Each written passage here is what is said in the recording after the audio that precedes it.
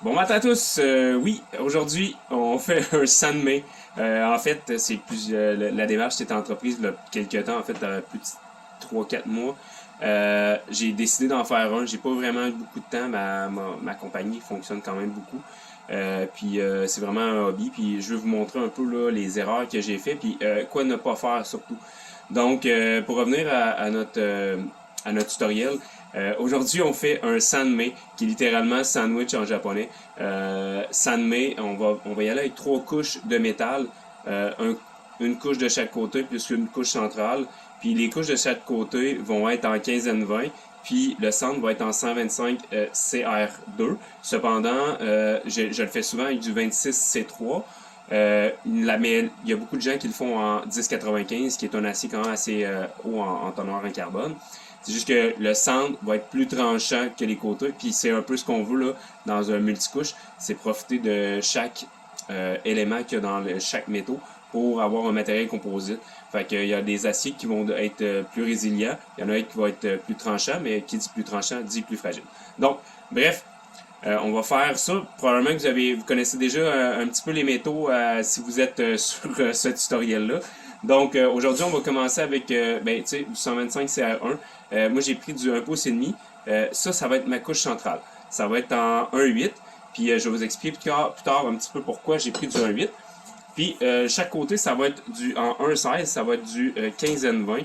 Je sais pas si on le voit bien, là, mais c'est vraiment du 15N20. Puis c'est sûr qu'il va y avoir une petite préparation parce que vous voyez là, c'est quand même pas mal oxydé. Il faut enlever toute l'oxydation là avec notre buffer. Donc, on parle ça va nous prendre aussi le buffer alias la rectifieuse. Ça va prendre aussi des cutting wheels qui vont vous servir. Ça va vous prendre aussi différents pads abrasifs pour venir enlever la matière parce qu'on va faire vraiment le couteau de A à Z. Puis ça va être quand même simple. Je vais vous montrer pourquoi. Puis, tu sais, il y en a beaucoup qui me disent, Jonathan, euh, un sandwich, ça prend du borax de forge. Pour vrai, si vous avez déjà essayé puis ça fonctionne pas, moi, ce qui m'est arrivé et régulièrement, puis encore aujourd'hui, tu sais, la forge à gaz a créé beaucoup d'oxydation entre les couches de métaux.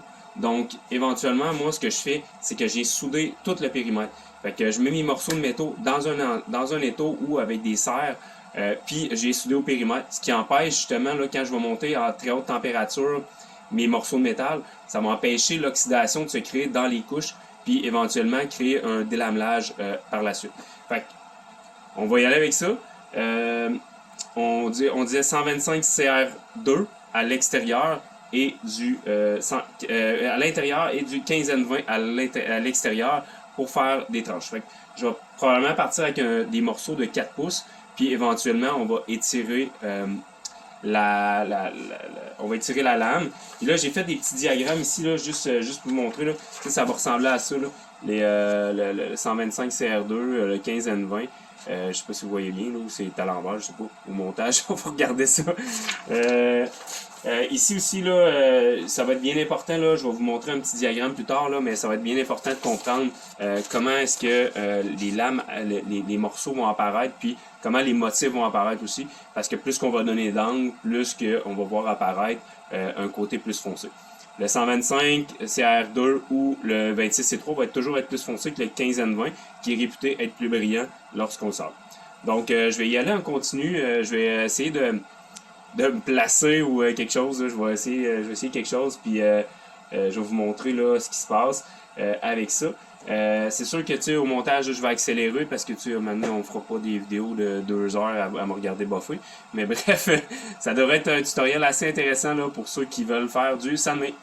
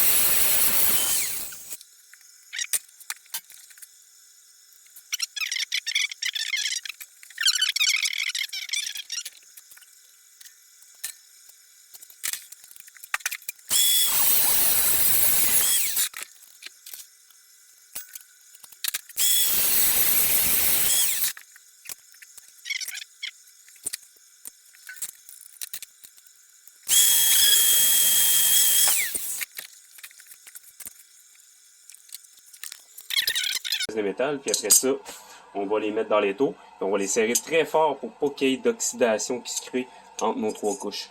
Donc on avait nos 2 15N20, notre 125 CR2. Puis on va venir souder au périmètre les petites lignes qu'on voit là. Comme ça, il n'y aura pas d'oxydation. C'est bien important, comme je vous disais, l'oxydation, c'est ce que j'avais le plus de problèmes avec au départ. Fait que quand on contrôle pas bien sa flamme, puis les entrées d'air, etc. dans sa forge à gaz, c'est sûr que c'est plus difficile. Là, moi, je suis rendu avec une forge à induction.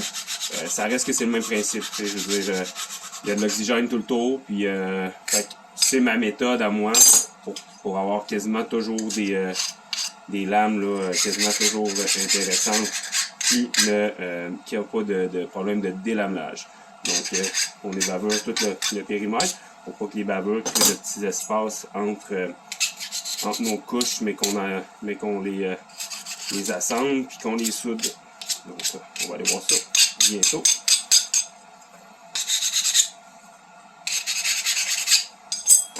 Et voilà, nos 3 couches. On va les éliminer dans l'étau.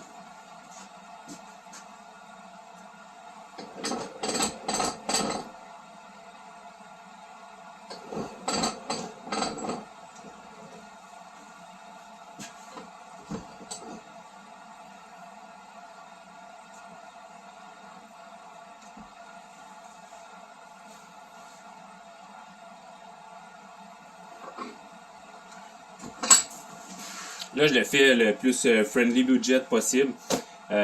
Donc, on vient prendre une soudeuse à fil fourré. J'ai ça ici. Ça a coûté vraiment pas cher. C'est chinois. Que voulez-vous m'amener? C'est quand même assez dispendieux, tous ces outils-là. Puis vu que c'est un hobby, ben c'est sûr que maintenant on prend les décisions. Fil fourré, n'importe quel type. C'est juste que éventuellement, quand on vient souder, ça vient enlever une partie du carbone dans l'acier. Donc, les places qui sont soudées, peut-être un petit 4-5 mm tout le tour, il va falloir absolument enlever ça. Parce que ce ne sera pas du bon métal pour la coutellerie. Donc, éventuellement, c'est sûr qu'on va la travailler, la pièce, mais éventuellement, il va falloir enlever une partie du métal au périmètre. Fait que je vais commencer à souder, je vais vous remettre ça ici. Et je vais recommencer à souder. Encore là, toujours matériel de protection, le masque, le coton ouaté pour pas se brûler.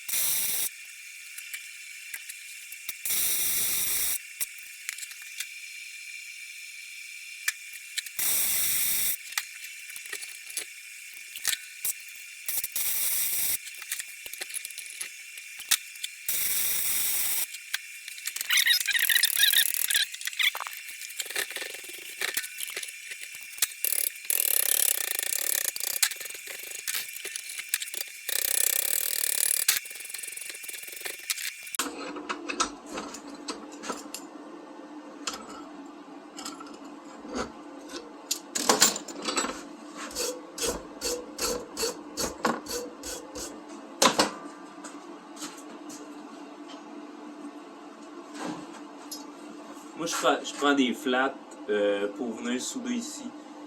C'est plus simple. Avant ça, j'utilisais des rods d'armature que je venais écraser. Je sais pas si j'en ai une proche. Oui, j'en ai une ici. Regardez, là, je sais pas si vous voyez, là, mais c'est une rod d'armature que je suis venu écraser. Puis là, dans le fond, je suis en train de faire mon draft de couteau, mais c'est ça. Je suis venu l'écraser parce qu'éventuellement, on veut avoir une certaine épaisseur. Puis si on veut travailler ici, et notre rod d'armature est trop épaisse, on sera capable de bien l'appuyer sur l'enclume.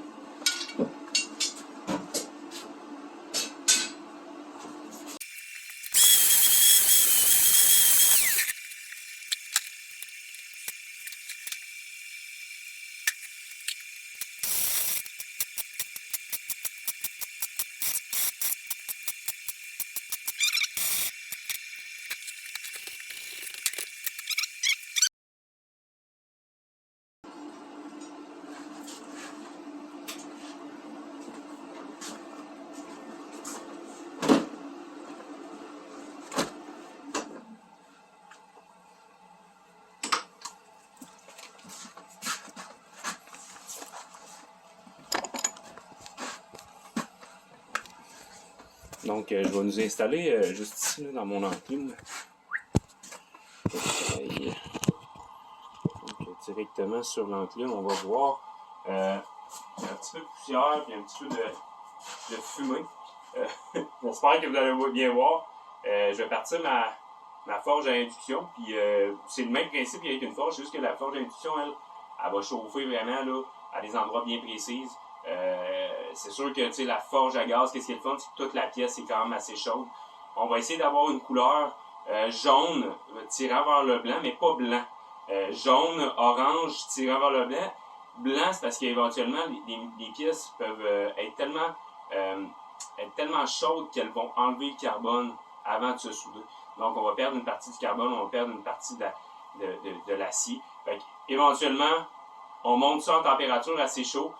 Si vous n'êtes pas habitué avec votre forge à gaz, faudrait que la flamme soit bleue pour pas qu'il y ait trop d'oxygène dedans. Mais une flamme qui est bleue, c'est quand même assez impressionnant. Puis c'est quand même assez haut. Il y a des thermomètres qui existent. Moi, j'en avais un, il n'y a plus de pile, malheureusement. J'en fais pas souvent. Donc, j'avais un petit thermomètre là, qui se vend sur Amazon, mais sur Maritime Knife, il y en a aussi. Fait qu'on venait le coller dessus, ça donnait la température. Puis c'est sûr qu'il faut tourner plus que 900 degrés. Donc, on y va avec le jaune. Puis vous regarderez sur Internet là, les températures, je ne sais pas exactement. Moi, c'est parce que ça fait un petit bout que j'en fais. Puis je vais vraiment plus à la couleur. Mon atelier, ils ont toujours les mêmes lumières. Puis éventuellement, vous allez découvrir aussi vos couleurs. À l'extérieur, c'est jamais la même couleur. Probablement que sur la vidéo, vous allez voir, c'est très, très, très brillant. Ça se peut que ce soit plus terne. Ça dépend d'un peu tout, mais c'est juste pour vous dire que c'est pas exactement la même couleur, vous que moi, pour les températures. Fait que bien important de connaître vos températures de forge avant de forger en fait, c'est des soudures à la forge. Souder à la forge, il faut connaître ces températures. Le fait de justement avoir soudé au périmètre, ça va empêcher l'oxydation de se créer à l'intérieur, puis c'est ça qui crée le délamelage. Fait que, éventuellement, on va le faire tout de suite. Je vous montre ça dans quelques instants.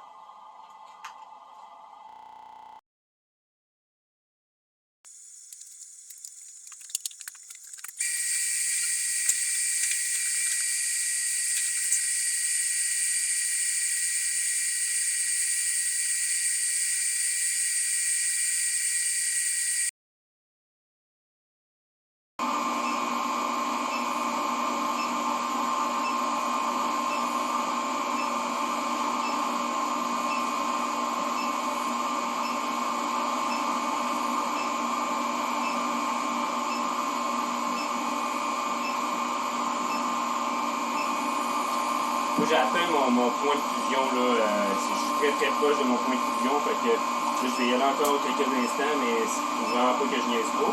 Puis, je commence toujours par le centre. Je commence par le centre, puis je vais tranquillement vers les bords. Avec des petits coups pour que les pièces s'envoient parfaitement l'une dans l'autre. Je pars du centre, je m'en vais en cercle concentrique vers l'extérieur.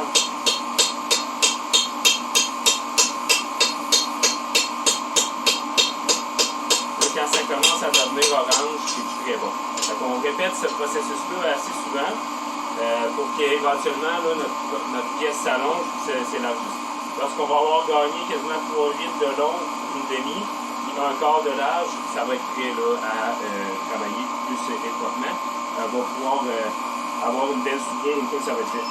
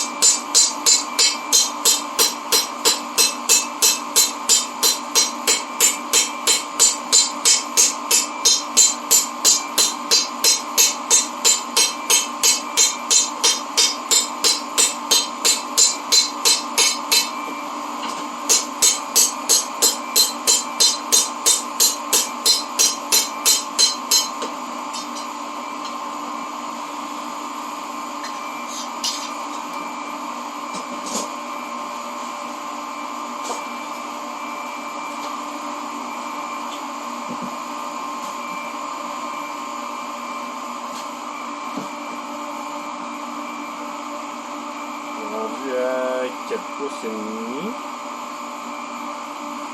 4 pouces et demi de largeur. On a 1 pouce 3 quarts, 1 pouce 6 1/8 fort.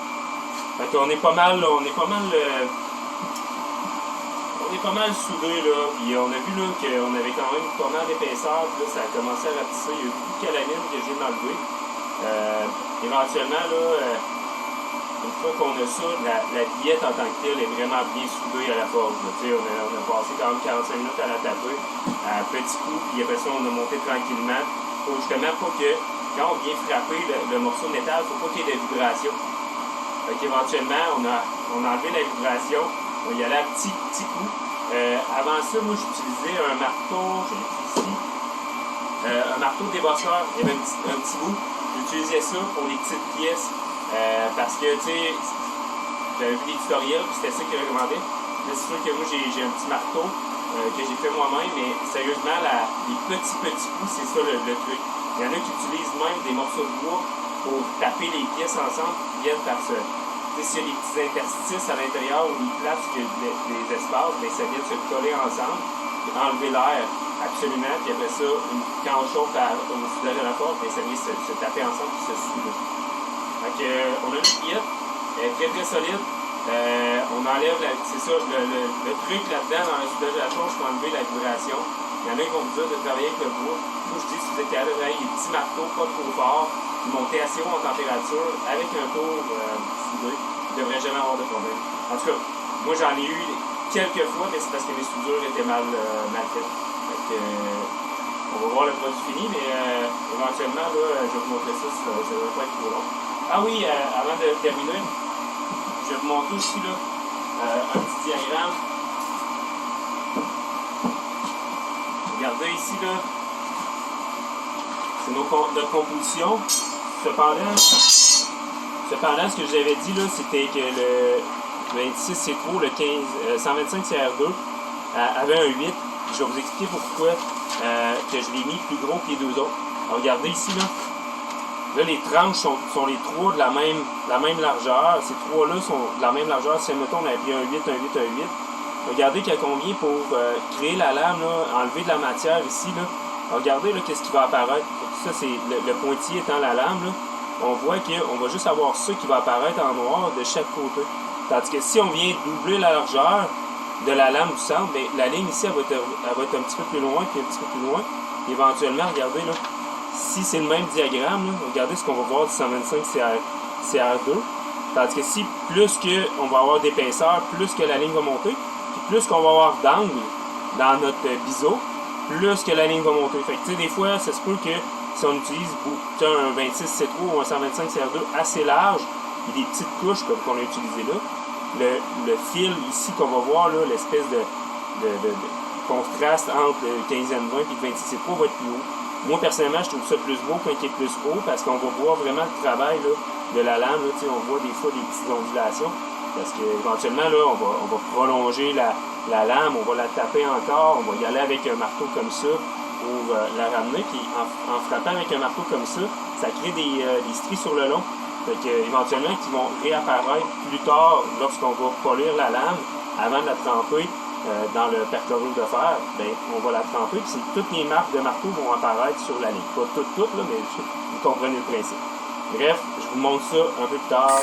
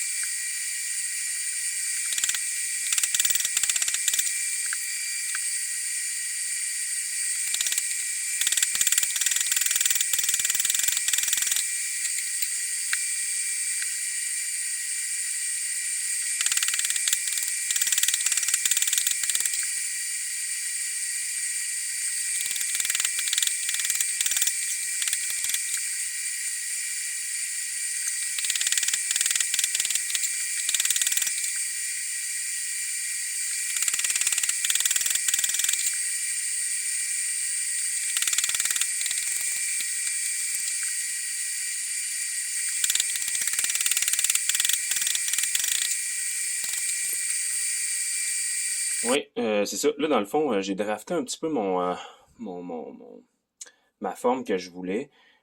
C'est sûr que là, ça dépend. Tu sais, est-ce que vous voulez, à ce moment-ci, là, c'est le moment de décider si vous voulez avoir une soie pleine ou une soie à l'intérieur. Là, moi, j'ai décidé de faire une soie à l'intérieur.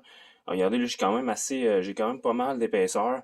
Ça va ressembler un peu plus à ce qu'il y a en haut, là, comme type de lame. Éventuellement, là, il va y avoir plus de choses. Sinon, ben, tu sais, regardez, là, ça, c'est une soie pleine. Ça, c'est des pièces là, de métal là, que j'ai déjà trempées.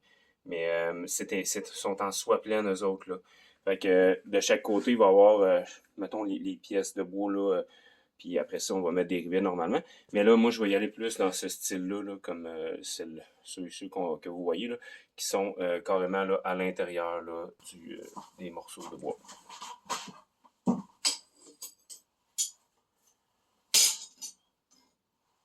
Là, à ce moment-ci, tu sais, mon épaisseur est assez grande.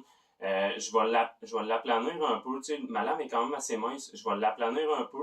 Éventuellement, ça va lui donner un petit peu plus de largeur et un peu plus de longueur. Mais au moins, je vais avoir ma forme de base. Pour moi, c'est plus simple de travailler quand le métal est gros parce qu'il perd moins vite sa chaleur. Fait qu'il y a moins de risque que ça se fende aussi. Fait que c'est ça, je travaille le métal assez gros, puis après ça, je donne de la largeur et de la longueur en le tapant avec ce marteau-là, qui a une surface un peu plus plane, qui va m'aider à l'aplanir un petit peu. Donc là, je vais remettre mon gear, puis on remet ça en 2 secondes.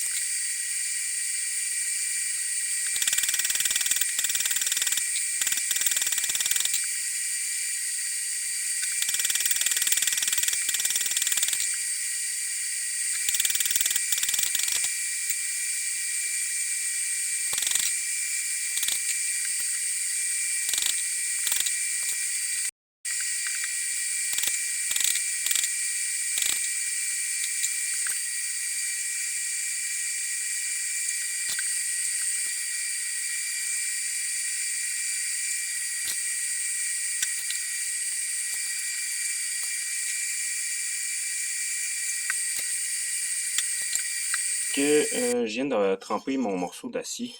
Donc, ma billette, on voit une petite courbure ici. Je vais la retravailler là, en même temps que le ponçage. Mais somme toute, je suis quand même assez content. Là, regardez, là, il n'y a pas grand-chose.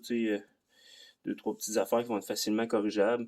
Même chose de l'autre côté. Il n'y a vraiment quasiment rien qui, de, qui vallonne. Il y a peut-être une petite affaire de un millimètre peut-être, là, même pas, là, sur la rondeur que je vais travailler avec la ponceuse. Donc, comme je vous ai dit, regardez, là, on voit, là, ça c'est les traces de soudure qu'il va falloir en enlever une partie, puis quasiment tout l'enlever en bas. C'est pour ça que, j'avais pas mal ma forme tout à l'heure. En l'agrandissant, je savais qu'il faudrait que j'en enlève un petit peu. On parle de, c'est vraiment pas beaucoup, là, je vais vous le montrer au feu tout à l'heure, mais je vais poncer ça. Je vais vous le montrer. Donc, c'est ce que je vous montrais tout à l'heure. Ici, là, moi, je vais venir enlever ça. Puis, regardez, j'ai fait plusieurs lignes pour voir le tracé que ça donnerait sur mon couteau. C'est sûr que moi, je vais avoir tendance plus à ce que ça fasse ça. Une lame qui a quand même une rondeur dedans, dans le bas, pour bien glisser sur les aliments. Fait que, si on y va avec la rondeur, là, regardez, la lame est un petit peu plus large, là, mais regardez, j'ai quand même une forme quand même relativement similaire. Si je la pose juste un petit peu plus haut, regardez où est-ce que ça se trouve là. Ça se trouve exactement dans la deuxième ligne où est-ce que je suis venu faire mes arcs de cercle. Là. Je suis allé me trouver ma pointe où est-ce qu'elle terminait. Même chose pour ici. Puis après ça, je suis venu enlever, dans le fond, mettre la lame où est-ce que ça va être enlevé en haut. Tu sais, la soudure qu'il y avait ici, là, c'est pas vraiment nécessaire. Là. Puis en plus, là, je travaille sur un brut de forge. Mais vous allez voir, là, ici, là, c'est ça, il faut falloir faire une petite vague jusqu'ici. Mais c'est juste pour dire que moi, je suis vraiment cartésien, fait que j'aime ça me faire des lignes de repère pour éventuellement avoir une belle forme. Donc, on va travailler le brut de forge, là. Je vais vous montrer, là. Regardez, là. La lame ici, là, elle a une bonne épaisseur, là. Je vais la mettre en noir, puis je vais faire deux petites lignes. Je vais m'accoter sur une surface plate. Soit là-dessus, ben là, moi, j'ai ça ici, là. Vous prenez une surface plate, puis vous prenez un clou, puis vous allez marquer avec le clou à la grandeur. Ça va vous donner deux lignes parallèles sur la lame, puis c'est avec ça que vous allez venir amoindrir votre lame. Puis en plus, cette lame parallèle-là, sur une surface plate, elle va être droite. Elle va être droite d'un côté comme de l'autre. Donc, éventuellement, tu sais, si vous avez des petites coches, vous voyez les deux lignes, là. Là, j'ai utilisé une mèche, mais éventuellement, là, on pourrait utiliser autre chose. C'est juste que j'aime bien ça, mettre une mèche, parce que la mèche est normalement plus raide. J'ai des mèches en carbure de tungstène. Excusez-moi, en cobalt. Mais j'en ai aussi en carbure de tungstène, mais j'utilise le cobalt maintenant, parce que c'est quand même un matériel quand même assez dur à percer, là, une fois qu'il est trempé. Là, je l'ai trempé tout à l'heure. Donc, voici mes deux lignes parallèles. Là. Je vais suivre cette ligne-là, puis je vais essayer de remonter là, jusqu'à peu près ici, là, de chaque côté, avec le buffer ou avec... là, je vais peut-être utiliser ma ponceuse à bande. On est venu monter là, tranquillement, là, regardez. Et le edge, là, il est quand même assez petit, très très droit. Je sais pas si on le voit, là, mais vraiment droit. J'ai suivi mes parallèles. Même si la lame, tu sais, même s'il y a un petit, tu sais, il n'y a rien. Là. Actuellement, il n'y a pas grand-chose. On est en brut de forge, fait que, à part les marques de marteau, on voit rien, là, tu sais, sur la ligne. Ça fait qu'il est vraiment, il est prêt à être trempé dans le perchlorure. Fait que, on va faire le petit test. Donc, on va le regarder ensemble, là. Le test de perchlorure. Théoriquement, on devrait le voir assez rapidement. Le test. On le voit-tu? J'ai l'impression que le 15N20 sort plus foncé. 125 CR1. Ah, regardez, on le voit là. On le voit là, il y a la belle transition là. C'est ce qu'on voulait. Donc, je vais vous le montrer un petit peu. Je vais le laisser tremper un petit peu encore là. Mais c'est ce qu'on voulait pas mal. Donc, on va aller le sabler avec du 1500. Puis, ça reste, c'est du brut de forge. Puis, on va y faire le biseau de la lame. Donc, et voilà, un beau Sanmei en brut de forge. Donc, je vais le sabler un peu. Puis, c'est pas mal ça. voilà, j'espère que vous avez apprécié ce tutoriel. Aucune fissure là, très très belle soudure à la forge. Aucune fissure non plus apparente nulle part. C'était mon truc pour faire un sandmé. J'espère que vous avez apprécié. Bye bye.